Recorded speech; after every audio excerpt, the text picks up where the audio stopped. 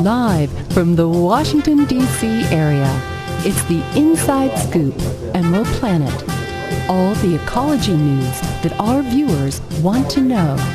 Now, here's your host, Executive Director of the Emerald Planet, Dr. Sam Lee Hancock. Hello and welcome to the Emerald Planet as we come to you from Washington, D.C. in the United States as we're looking around the globe in 144 different nations, looking for the 1,000 best practices, the technologies, services, and the products that are making a difference as we go through the 21st century.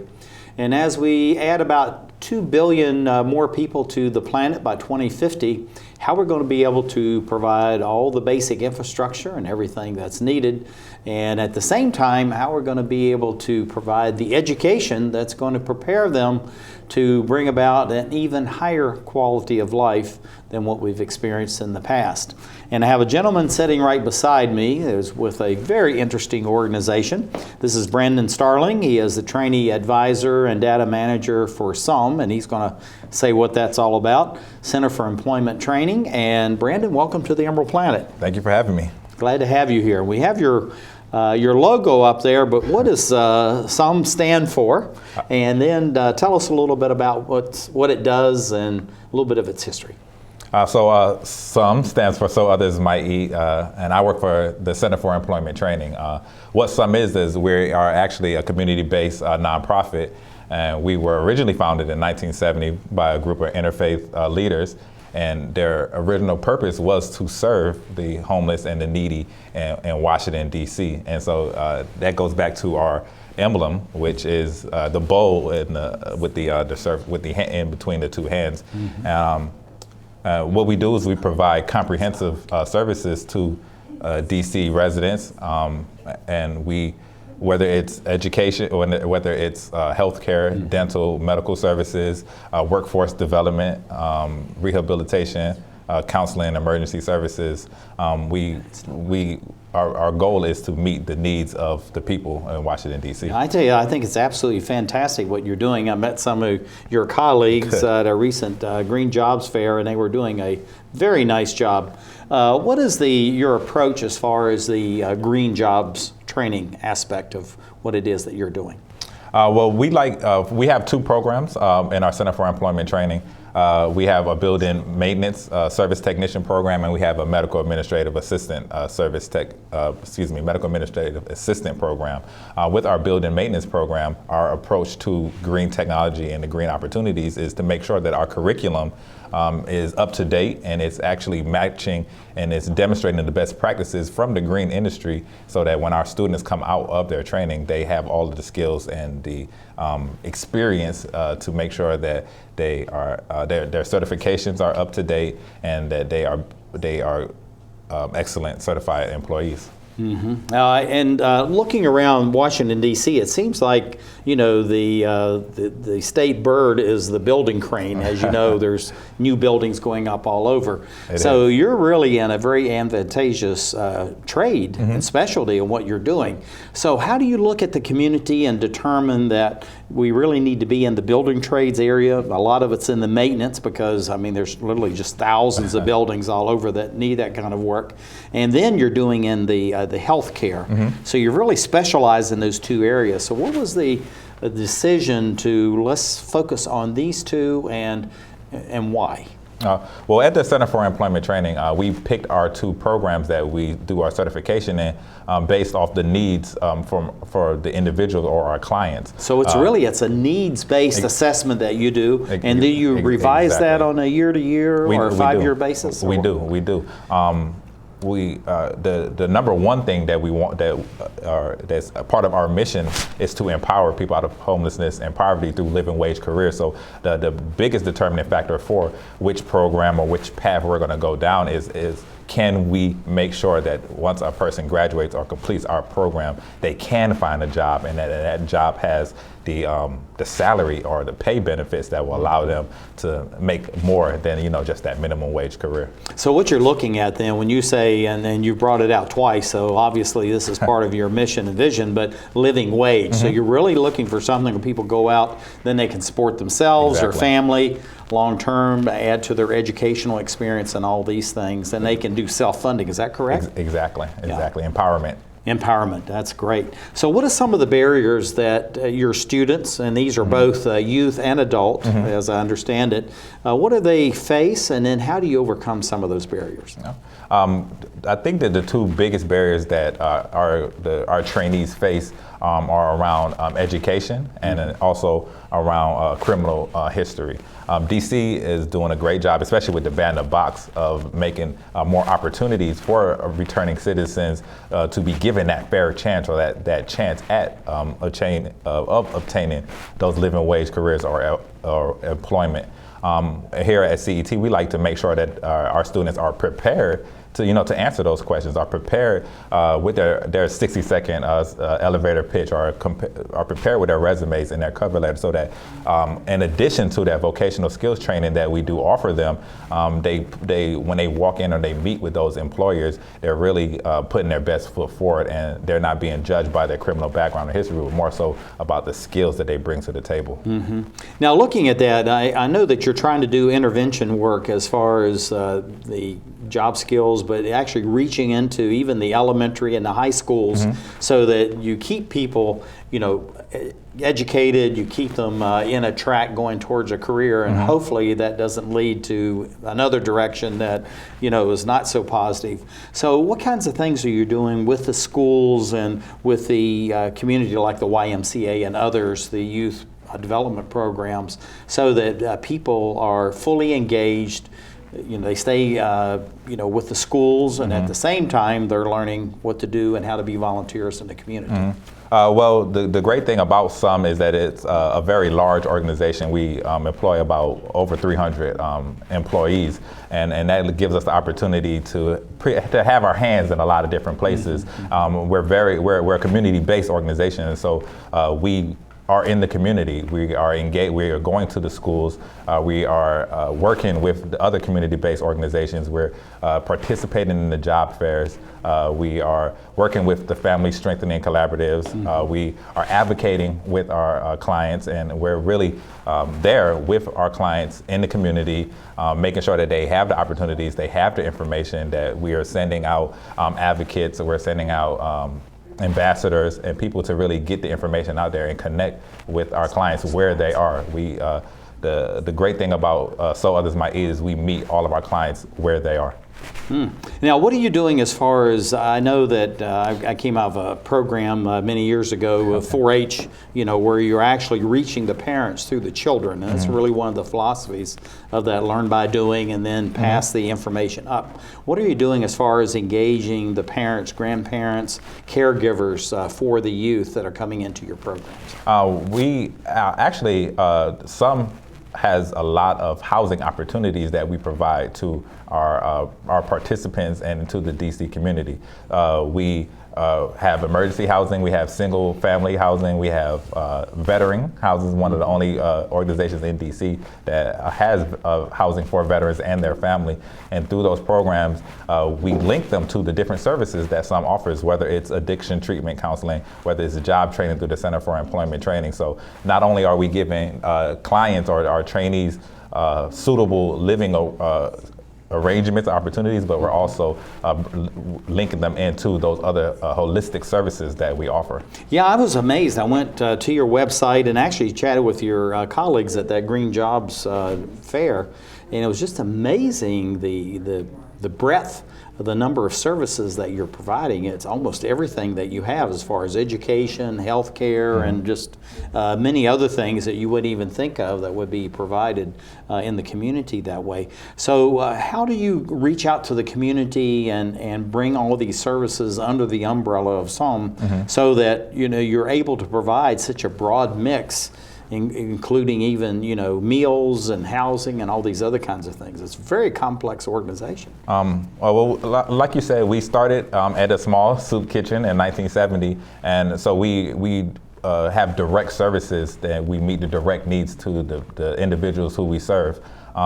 We just recently started our Capital Building Hope campaign, where we're actually going to be building a facility, one of the largest in Washington, D.C., to bring all of those services, like our housing services, like our workforce development training, like our our medical and dental health services, to bring them in one location. It's actually going to be a square block where we'll have all those services in one place, and so that we can be a direct connect to the community, because we're actually in the community.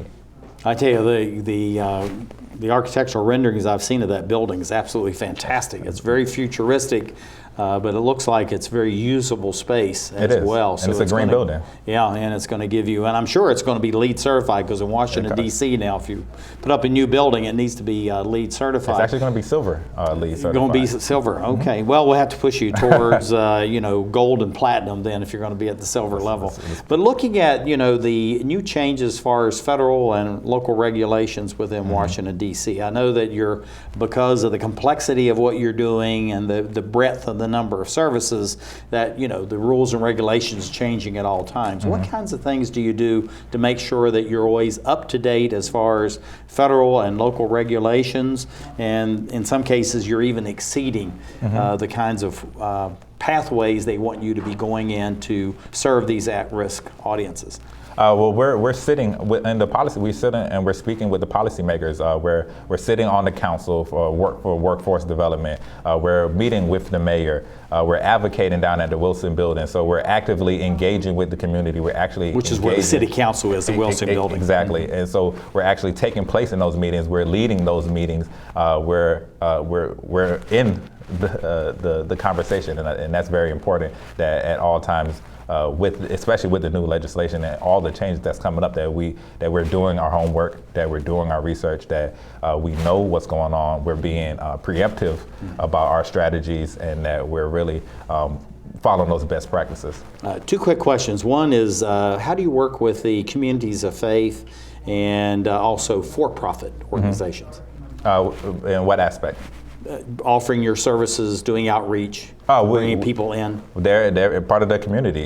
We are here to help all. So it doesn't matter what organization they are. So they can be nonprofits, for-profits, as well as governmental agencies and all that. Where do you see yourselves being in the next 5, 10, 15 years? And then in the next 10, 5, 15 years, we hope to see ourselves in the forefront of giving services to the needy in Washington, D.C. We hope to expand on the different programs and certifications that we offer. We hope to bring on additional housing for the residents. We hope to reach about 10,000 people a year with dental and health services. It's incredible. And we hope to really be right at the forefront of making sure that people in need in Washington, D.C. get those services. And this is Brandon Starling, Trainee Advisor, Data Manager for SOM, Center for Employment Training, and thank you for being with us as a great Emerald Planet.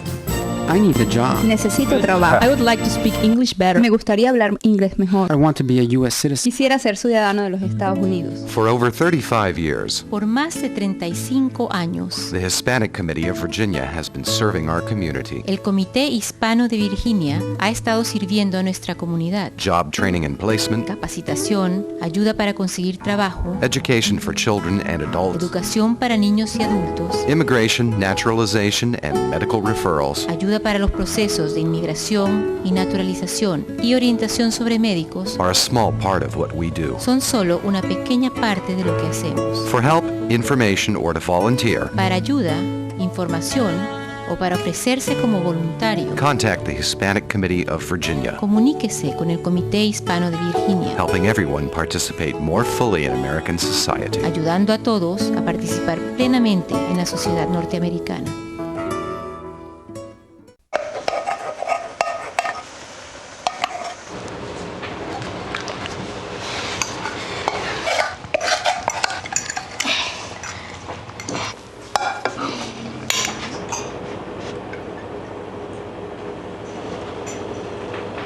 Hey, Lena, where's yours?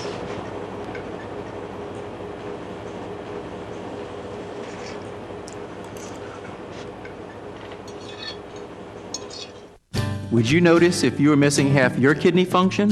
According to the National Kidney Foundation, 20 million people have chronic kidney disease, and 20 million more may be at risk and not even know it. Anyone with high blood pressure, diabetes, or family history of chronic kidney disease is at risk. Early diagnosis is vitally important. To get the whole story, talk to your doctor and visit the National Kidney Foundation at kidney.org or call for a free brochure. Because when it comes to chronic kidney disease, you might not know the half.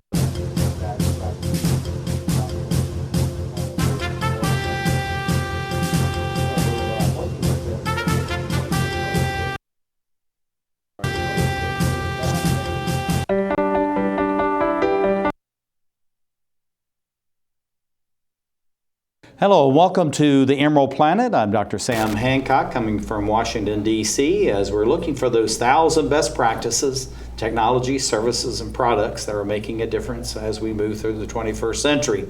And so we're having people come on, they're talking about where we're going to be when we have a planet of 9 billion people. And I have a gentleman sitting with me that's been at this for quite some time. This is Dr. Danon Strachan. He is the managing partner of Alternatives Renewable Solutions. That's quite a long name. Oh, yes, it is. That's a good one. We're going to talk about that. But anyway, welcome to the Emerald Planet. Well, thank you very much for inviting us. I'm glad to have you here. And you have the ARS Consulting plus the Alternatives Renewable Solutions. Tell us about both of those and how do they fit together? Sure, thanks. Alternatives Renewable Solutions was formed in 2009 and as a systems integration firm supporting various federal, state, and local government agencies. And it's supported by 3 divisions, and that is engineering, energy, and consulting services. We found that a lot of our customers wanted more specialized services, and that's why we started the consulting service side of the business. Yeah, it's just amazing the complexity of what you have and the way that you're bringing all these together, all these skills. You have renewal of buildings, and you're doing drones and all the other kinds of things that we're going to have some photos of here in just a minute, yes. Danon. But why the complexity and why the breadth as far as the technologies and the services that you have? Well, great. One of the things we found that with, in particular, state and local government agencies, they needed a company that had the ability to do construction services, but then also we got a call one day and said, well, Dana, can you provide us services for mentoring young people with a summer youth program? And I said, well, okay, we can put that on our consulting firm. And then another time we got a phone call for providing some training and professional development services for district employees, and we created a LGBT training program for 30,000 employees. And so we did all that. Oh my goodness, 30,000. Yes, so it was just, so in doing this, we found that the different divisions were able to keep up with the requests of our agencies. So you're really responding to the needs of the community, and as the complexity and the breadth of what you're doing really reflects what's going on in the community itself then. That's correct. Basically serving a need as a need arises and being nimble and flexible to provide those services. Well, we showed the firehouse and the work you've done there as far as renovation, and then we moved very quickly into these drones. So how do these two, one pass off to the other as far as the drones are concerned? Well, one of the things we did, this was engine number 19. We were using a local residents to assist us with the renovation aspect of it. The city wanted to. So this goes back to the training within the community That's itself. right, the training within the community. So we use local residents to help us support the renovations of that. But we'd also use drone technology to actually fly over the actual firehouse station to look at the various cracks in the building and look at the roofs for inspections purposes. So that's how we used that technology. Okay, so you're actually putting it to good use in ways that you're really supposed to be doing it. And then you move into renewable energy. Yes. So in our energy division, we actually have a contract with the DC Sustainable Energy Utility Agency. And we DCSEU, they've been on the Emerald Planet TV several times. That's right, with Ted, who's the managing partner there. So we actually have a contract with them to provide low-income residents free solar panels, either a 2 kilowatt or 3 kilowatt system. And to date, we've installed 57 homes with free solar systems. Yeah, that's absolutely fantastic. And we've been involved over in Ward 8 for about 7-8 years now, and that's how we met you. Is that we got referred through that job fair at Temple of Praise. But tell us about how do people get involved if they meet the qualifications as far as low income, and then how do they actually get into the project itself? Great. So if you are a DC resident, and you just have to have 2 guidelines. One is you have to be a DC resident and have a income of a single person, $31,000, and it graduates up based on the number of people in your home. So you can contact the DC SEU office. And then if you would like to work with us, you can get in contact with us, and we can get you into a training program to teach you how to install solar panels. Oh, so in other words, if people meet the income qualifications, then they can go down that track as far as having their house converted over to solar, but also they can learn job skills then that they can take to do their own home, as well as then employment for other projects. Is that correct? That's correct. And so we found that you have to be 18 years of age because in order to be certified, you have to meet some of the requirements there. And it's about a 2-year training program to be able to be a certified solar installer. Now, do they actually come through your firm? They can do that? Do you actually do the instruction within your firm? No, we do not do the instructions. We're more of the job training aspect. So in order to get the certification, you need to have installed a 2 kilowatt system. And then what we would do is actually have those young people be able to be on a job site with us, with our certified installers. So they would go through the training, and then they would come to you and actually do the install, and then you'd look at the work they're doing, and then they would actually end up getting their certification. That's correct. Because that's part of the requirements. They have to sit, in order to sit for the exam, you had to have some real-time experience in installing the systems. Well, I'm fascinated with all the things you're doing, so I'm going to ask you about this building. I've had this up here, and we've been chatting away. Tell me about this building. Where is this? And this is really a beautiful building, but it's a beautiful solar installation. Yeah, the reason why we brought you this picture is to see that is a 3D rendering animation of a building. And we're using the drone technology and to a different level is that we can actually render any building in a 3-dimensional format. And we found that this would be very useful with realtors, solar installers too, for the inspection of solar buildings. And we actually applied for an exemption 33 with the FAA to move this process forward and to be able to fly in DC, Maryland, Virginia. And so we hopefully that they'll be able to give us our approval for that. Well, it's a good thing you know so many people and they know you, because you keep getting offered all these new projects, Dana, and it's just wonderful. And I know you do a lot of community outreach and also training classes at the same time. So tell us a little bit about that, and then reaching into the community. Are there any target audiences that you're looking for in any particular wards within the city or the surrounding counties, both in Maryland and Virginia, that you specifically are targeting? Well, one of the areas we target are Ward 7 and Ward 8, Eastern River residents. So that's the Anacostia River area. Yes, Anacostia River. For the past couple of years, one of the agencies, Department of General Services for DC government, we actually ran their summer youth employment program, and we provided them with a STEM component. So we had a professional development aspect of them, training them how to time management, financial management, but then also we went into the STEM jobs, looking at jobs in the Department of Transportation, looking at— STEM stands for? For science, technology, engineering, and mathematics. Right. We use these acronyms, especially this in is DC. broadcast around the world, so Yes. we need to make sure we clarify, okay, for the STEM. Yes, and so to show them how in the STEM world, these are some of the job opportunities that you can have. And then we also took them to the DC Powerball too, so to see the technology that's behind the gaming industry. Mm-hmm. Yeah, and this is obviously probably one of the projects, and this qualifies. So looking at how do you identify the people actually that would actually do qualify for this, and then what is the intake process for people that are listening to this and say, gee, I've never thought about switching my home over to renewable and solar energy? Well, one of the intake process, you have to contact the agency for the free program. Now, you can contact us to install it, but if you do not meet those financial requirements, then you would not be able to get into the program. But if you would like to get solar, you can contact us or go to our website, and we'll be in contact with you that way.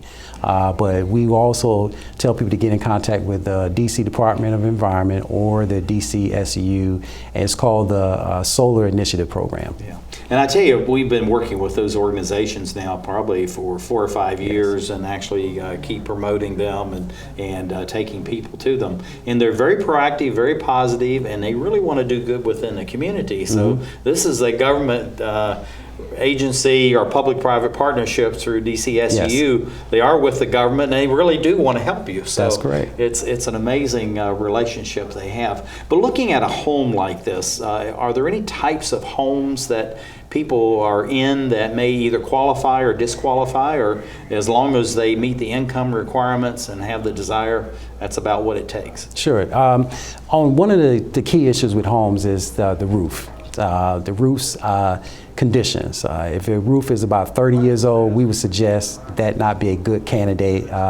We would probably have to get the roof repaired or installed and then put the solar panels on. And then you have to have a southerly facing roof without any tree canopy. Any obstructions of any kind. Yeah, especially the trees. So if you have at least 70% clearance and with a relatively new roof, and you should be have any problems. And also, too, I understand in Washington, D.C., they have what's called the community solar project, yes, where they actually consolidate people that don't have either sufficient roof space or, it gets out of the age range that you're talking about. So they aggregate these people, and then it may be put on a warehouse or some facility like that. Yes. And then that's credited back to them.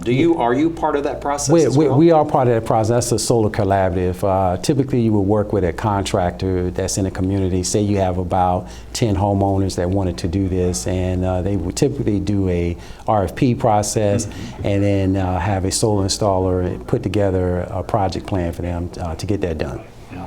Well, it's just amazing the breadth of what you're doing. I'm just clicking through some of these, but I did want to get over to this solar installation. We've just about run out of time, and amazing how you get started on this and time runs out. But what do you see for the future of your own organization, the Alternatives Renewable Solutions, and the ARS Consulting over the next 5, 10, 15 years? What we see is 2 areas. One is cloud technology or cloud analytics, and also the integration of drone technology. We're finding that, for example, in this region, IBM has 4,000 jobs available with skill sets that can be taught by young people in cloud analytics. That's iCloud software, things of that nature. And also 4,000 jobs, and they're open right now. They're open right now. My goodness. The problem is that we do not have the pipeline of those young people with those skills. So that's where we see the future. Oh, that is incredible.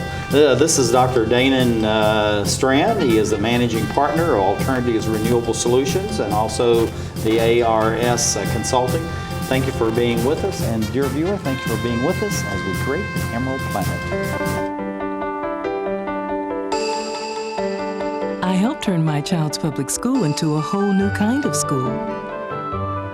One with a curriculum that really motivates kids. One that has extended hours, 6 days a week, year-round. With loads of academic, cultural, and recreational activities. One that has support services like medical and dental right there. A school where parents' involvement is encouraged. Where teachers have more time to teach. And students are excited about learning. There's just one problem. My child doesn't ever want to come home. You can help turn your school into a community school for excellence. Find out how.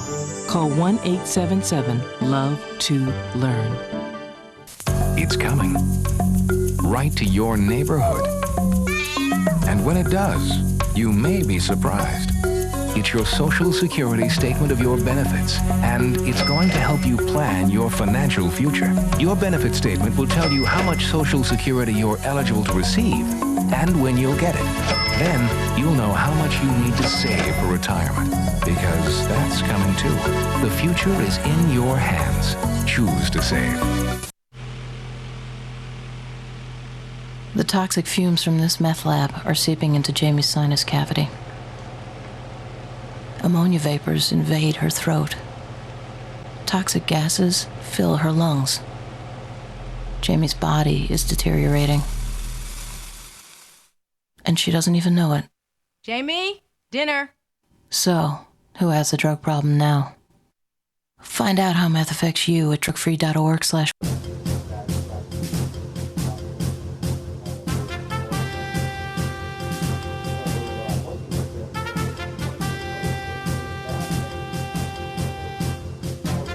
We're back to the Inside Scoop Emerald Planet. Here again, your host, Dr. Sam. Hello and welcome to the Emerald Planet as we're looking around the globe for those 1,000 best practices in 144 different nations as we're seeing how we're actually going to be able to take care of a planet that will have 9 billion souls by 2050. And adding 2 billion new people to the planet when people saying we're already have too many people here is very much a challenge, and it really falls on the shoulders of local government. And as you know, there's over 30,000 local governments throughout the United States and many thousands more if you look around the globe in the 214 countries and territories that are out there. And we have a young man sitting right beside me is really on the front line of all this. This is Stanley Mosley, Sr. He is Director of Public Works and, most importantly, the Grants Project Manager for the town of Forest Heights in Maryland. And Stanley, you really are on the front line of all this that's coming to the world. And thank you for being on the Emerald Planet. Well, thank you for having me. I appreciate that. And I spent a lot of time looking at your website, and I said for a small community, it's just amazing. You had 2 pages, single space of nothing but green projects that are going on within the town. Tell us a little bit about Forest Heights, and why is it considered a green community? Well, first of all, Forest Heights is a small town. We have a little over 900 homes and about 2,500 residents. But what we do have that some of the others may not is we have a lot of green projects. We have a green roof. The entire roof is a vegetative roof. We have 5 rain gardens, 2 large, 3 small. Mm-hmm. We have solar panels. We have 3 different types of pervious surface in our primary parking lot. Mm-hmm. So that's just some of the things that makes our little town green. Well, I know the things that you're doing, Stan, is really incredible, because what you're doing is that you're not just taking one thing and saying, hey, well, we've done our part now and on to the next. Yes. It looks like you're really experimenting and trying new things, because as I went through your list, I mean, you take a much larger area like a Washington, D.C. or a Baltimore or something, and you're really almost matching them one for one as far as the projects, not just in the number, but the variety of the things you're doing. So how do you get input as far as what should we be experimenting with in Forest Heights? Quite frankly, I look at best practices around the country. I look to see what other municipalities, other communities are doing.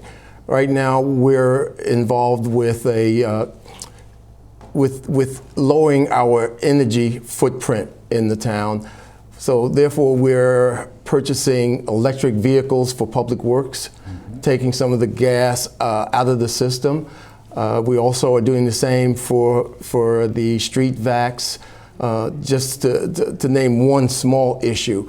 Of course, we have the solar panels, and we also receive credits from that, and we turn those incomes into scholarships and other green projects that we can try and get started or get off the ground. Mm-hmm. I put this slide in here that actually you shared with me, but it just really shows how the town is taking a real interest as far as youth are concerned, and you're looking at it as far as involving the schools, so you're tying together the various agencies along with for-profit businesses and nonprofits. So what do you see as the future for Forest Heights as far as involving the youth, and then also, you know, their caregivers that within the family itself? We have several programs. We have two public schools in our town, and we work hand in hand with the students, the teachers, and the parents on various green projects. For instance, we've planted 500 trees in this small town, using the students, the teachers, the parents. We have projects getting sidewalks for the young people to be able to walk back and forth to school. But we get the input from the schools, from the teachers, and from the children on what they'd like to see done. So what you're saying, Stan, is just like this planting the trees and the 500 trees you put in, it really becomes their tree that they've planted, and then their trees as it spreads throughout the town. So how do you long-term work with them so that they actually maintain the trees, make sure that they have the nutrients, the water, and all that that's important as far as making sure the trees survive and they grow and they actually can then start extracting the carbon out of the air and putting more oxygen back in? Well, I'm glad you asked, because we have a program called the Tree Keepers. And in the summertime, we hire about 10 high school students, 1 college student, 1 resident also, and their job is to teach other students and to teach other residents on how to maintain trees, how to take care of them, what's good for trees to identify. We have an arborist that comes in and teaches the young people first on what they should be looking for. And this, we hope, will be an ongoing process with the help from the county and the state and ourselves, Forest Heights. This is one of the mayor's pet projects. Yeah, and also too, I know that you're really big on the rain harvesting. We're going to see a few photographs of that, but this rain check was really fun. But who is this charming young lady here that's, and tell us a little bit about her and how she's a spark plug for the community. Well, you're looking at Mayor Goodall. She's considered the green mayor within Prince George's County and probably beyond, because she was the impetus for a lot of the programs. She brought me on board as a person that could help to implement these programs.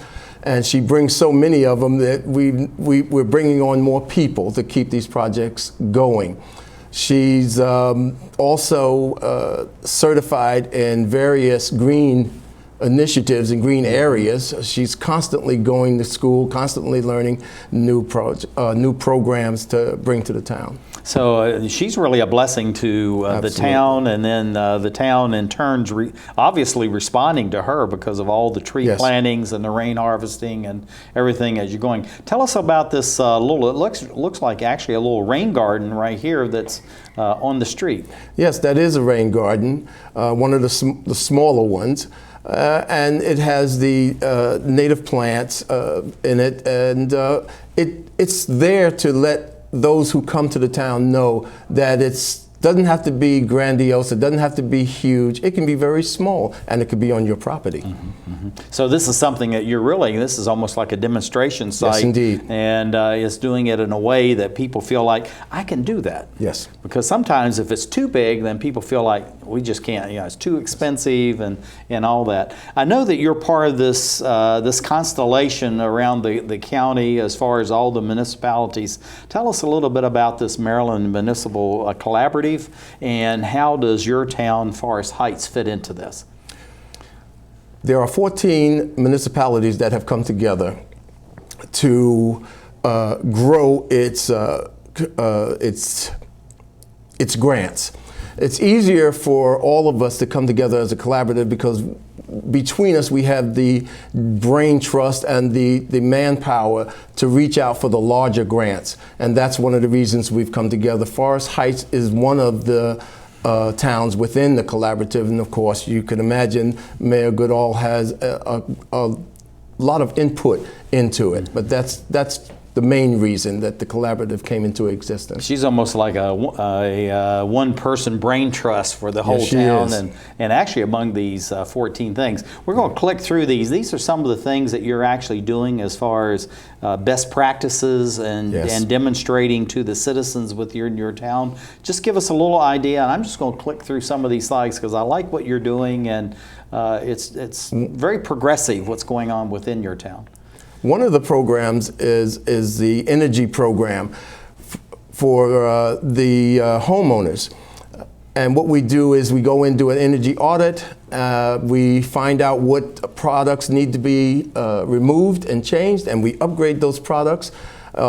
Everything from your air conditioning and heating units to your appliances and so forth and so on. Yeah, it's. I know that several friends of mine that really need to do this very same thing. This one on the left-hand side, as we're looking at, looks like one of their HVAC systems, and really need to be switched out. Now, this is really about energy audit and weatherization and other kinds of things, and it really goes to adding value to the home itself. Absolutely.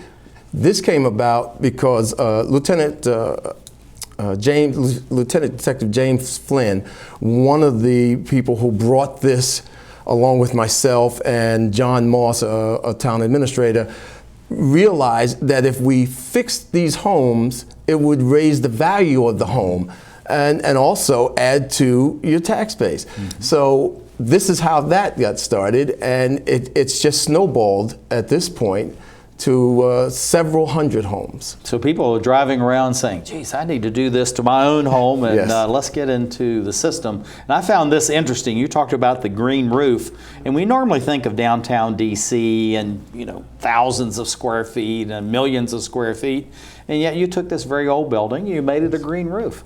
Yes, and it works very well. It's warm in the winter and it's cool in the summer. It makes us, it helps us to lower our electrical use in the building, and so therefore it's a good thing. And also reduce the CO2 emissions. Oh yeah, absolutely. And this is really going back to the other thing. I'm going to leave this up because we just about run. I've just really enjoyed having you over here, Stan, and I'm going to leave this. This is really a very nice green garden that you have here.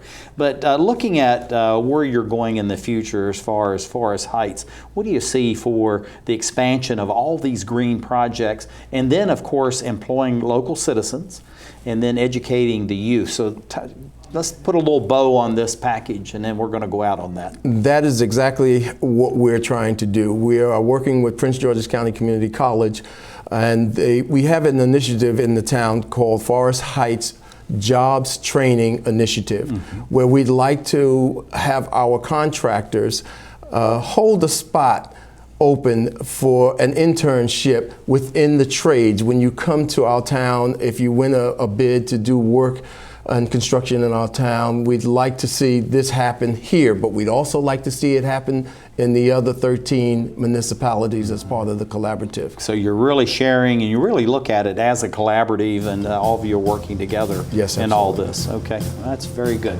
Well, this is Stanley Mosley Sr., Director of Public Works, and also the Grants Project Manager for the town of Forest Heights in Maryland. And Stanley, I just think you're doing outstanding work, and your mayor is just really delightful. We need to get her on Emerald Planet sometime.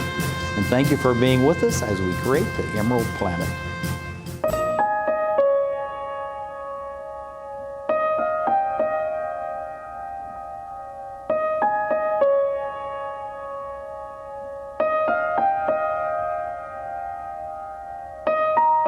Some dreams are universal.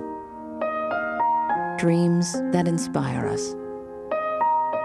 Multiple sclerosis is a devastating disease that changes lives forever.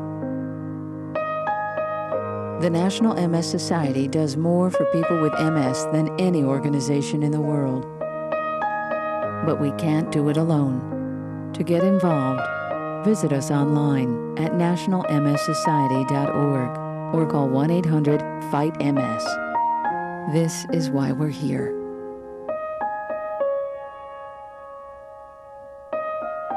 Because nobody dreams of having multiple sclerosis. What's wrong with this picture? Half of young Americans can't locate economic powers like Japan and India. 20% can't even find the Pacific Ocean. Without geography, our children aren't ready for the world. Geography is everywhere. It's incredible creatures, rhythm, fashion, flavor. It's economics and politics. It's change. Understanding connections between people and places is critical in the 21st century. That's why we created mywonderfulworld.org. Go there now for your free parent and teacher action kits and give our kids the power of global knowledge. Because kids who understand our world today can succeed in it tomorrow.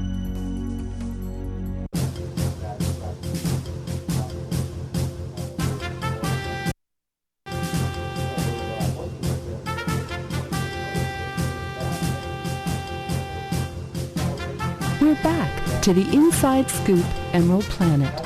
Here again, your host, Dr. Sam. Just look at that. Hello, I'm Dr. Sam Hancock, a President and Executive Director of Emerald Planet, Director and host for the Emerald Planet TV. We come to you from Washington, D.C. on a weekly basis, looking around the globe in 144 different nations, looking for those 1,000 best practices, the technologies, the services, and the products that are making a difference as we move through the 21st century.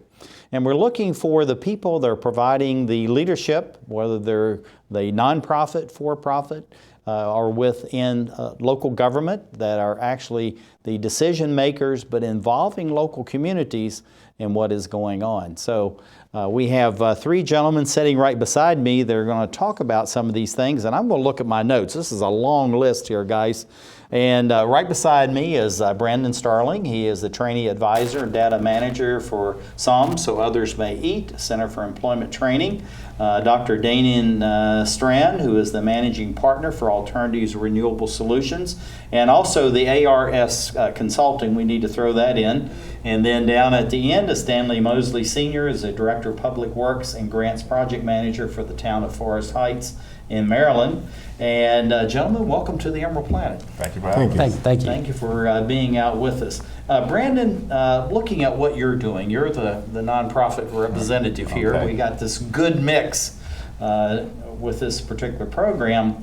What's so critical about your organization that you really want to reach out to the for-profit, the municipal governments, and what we want to do is throw in the school system as well. Okay. How do you do that, and what do you see the benefits for such a large nonprofit organization such as SOM? I think that the benefit is that we are directly made up and we consist of DC residents.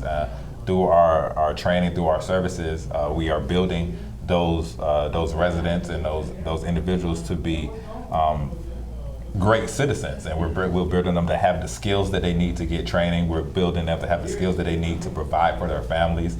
We're building in them and we're empowering them the culture to be better citizens, to be better DC residents, and ultimately that's going to make DC a better place. Yeah, and I tell you, it's just amazing the numbers of people that you actually, and organizations that you collaborate with, and that says much for you. And of course, over the some 45 years now you've been around, you guys have really been growing. It's amazing the number of employees that you have with what you're doing. Dana, you're a for-profit organization. Yes. Again, you have a similar complexity of what's going on with Brandon, his nonprofit, but yet you feel like it's important to reach out to the schools, to the governmental agencies, and other nonprofits within the community. Why would a for-profit spend all this time looking at the nonprofits and the local governments to expand its social outreach, but also its business model? Well, we found that it is an obligation that we must do this, in a sense that it is our personal and my personal commitment to actually create jobs and opportunities for young people, whether they've had a hard time or rough time, or just that spark of interest that we can do to help make a change in young people's life. So it's important, and it is the fabric of our company. And we were just talking during the break, Brandon and I, and we found a synergy that we're going to have a meeting on Tuesday to put together opportunities for some of the young people within some. Well, in the motto of Emerald Planet, the last word is link, L-I-N-K, yes. and we're doing that, and we do it here within the studios, but also it's amazing, really, the thousands of people that actually have been linked through Emerald Planet TV, and many of them I don't know about. They've been going on for several years. I bump into them or invite them back, and they said, "Oh, guess what? You know, we've got 3 other organizations we're working with, and all were on your television program." Yes. So it's just really fantastic that that's working that way. Stan, you're part of local government, and you're really, Yes. if I can use this euphemism, where the rubber truly meets the road as far as services to the community. The mayor, city council, employees like you, there's no place to hide because you live in the local community. And so the same question I asked for Brandon and Danon is, you're looking at the for-profits and the non-profits to be very much involved with the town of Forest Heights. And how do you do that? How do you reach into these organizations and then make them feel like they're really a part of the solutions that's going on with the citizens in your town? Well, I personally reach out to them for 2 things. One is the residents in the town for services, for upgrades, getting their homes taken care of. We have an aging population in the municipalities. In some instances, it's not an attractive draw for young professionals. So we still have people on fixed incomes. And the other side of the coin for the for-profits is jobs. I reach out to them for job opportunities for the young people, young adults in the municipalities.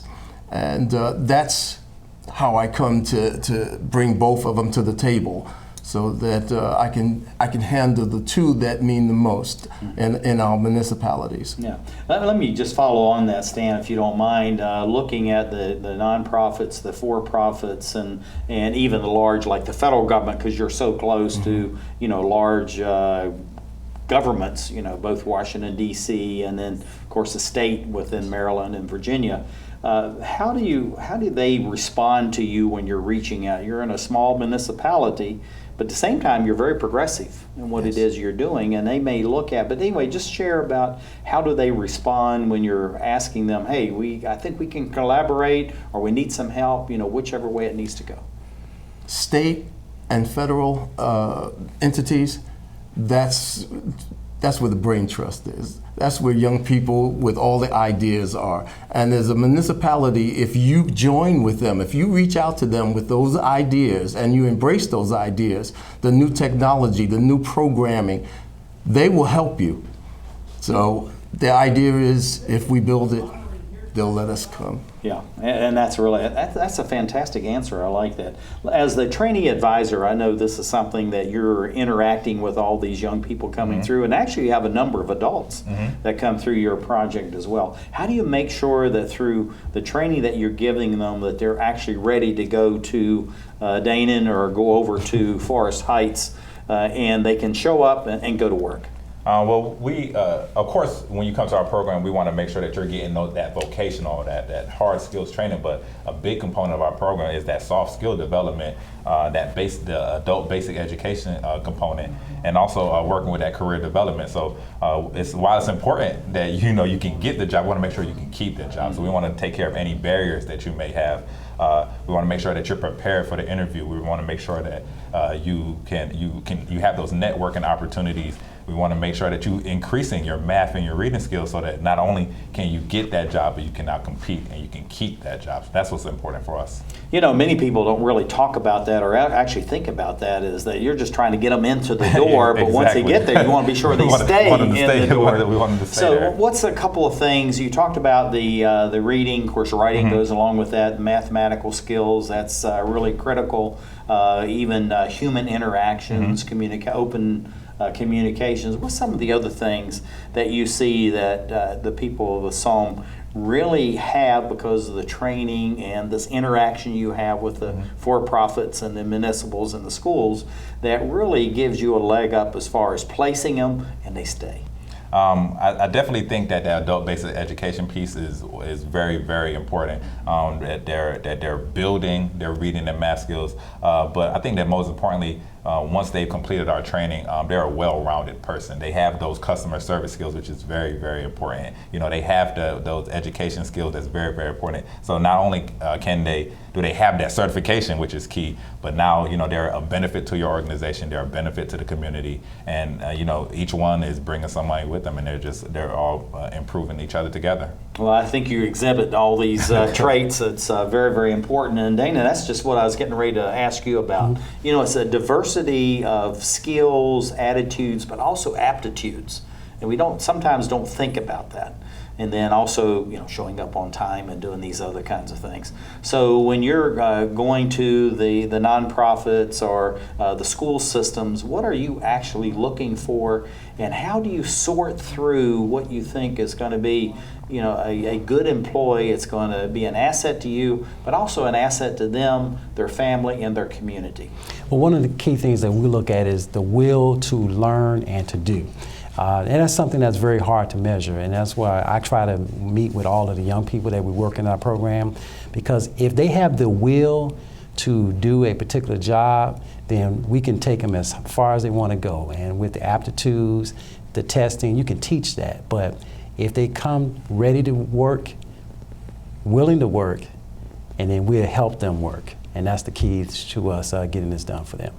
Now, looking at it, you know, diversity, sustainability, resilience, and I'm going back to you, Dana, if you don't mind, is really key words. And of course, you know, we have a very diverse population in the United States now. It's becoming more so on a day-to-day basis. So how do you mold that where that's actually a real asset to your organization, but it's also an asset, again, going back to the employee, the family, the community, so that long term we're enhancing everything about the United States and the country itself? Well, diversity is the strength of this country.